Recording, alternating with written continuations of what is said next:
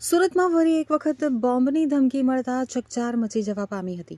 2 દિવસ અગાઉ સુરત કોર્ટને બોમ્બથી ઉડાવી દેવાની ધમકી મળ્યા બાદ આજે સુરતના ઉમરા વિસ્તારમાં આવેલી પાસપોર્ટ ઓફિસ અને નાનપુરા પોસ્ટ ઓફિસને બોમ્બથી ઉડાવી દેવાની ધમકી મળતા ભારે દોડધામ મચી ગઈ છે। ધમકીની જાણ થતાં જ ઉચ્ચ પોલીસ અધિકારીઓ બોમ્બ સ્ક્વોડ અને ડોગ સ્ક્વોડ ઘટનાસ્થળે પહોંચી ગયા હતા અને બંને સ્થળોએ સઘન તપાસ હાથ ધરી હતી। પ્રાથમિક તપાસમાં કોઈ શંકાસ્પદ મળી આવી ન હતી। જો કે પોલીસ ધમકી આપનારની ઓળખ માટે સાયબર ટીમની મદદથી તપાસ હાથ ધરી રહી છે।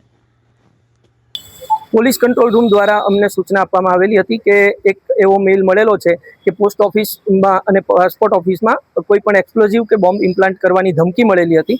જે ધમકી મળ્યાને અનુસંધાને પોલીસે તાત્કાલિક પોસ્ટ ઓફિસ પર અને પાસપોર્ટ ઓફિસ પર જઈ પોતાની કાર્યવાહી કરેલ। BDDS ટીમ, અમારી જે બોમ્બની ટીમ છે, એને બોલાવી અને તાત્કાલિક સઘન ચેકિંગ કરાવેલું છે। તમામ જગ્યા ચેક કરવામાં આવેલી છે અને હાલ અત્યારે કોઈ પણ આવી વસ્તુ પ્રાથમિક દ્રષ્ટિએ કોઈ મળેલી નથી અને એની સમગ્ર BDDS દ્વારા ચેકિંગ કરતા આ ધમકી જે મળેલી છે એને અનુસંધાને કોઈ એવી શંકાસ્પદ વસ્તુ મળેલ નથી, જેથી હાલ સંપૂર્ણ શાંતિ છે। મેલમાં શું જણાવવામાં આવ્યું હતું અને કઈ રીતના મેલ આવ્યો હતો અને કેટલા વાગે આવ્યો?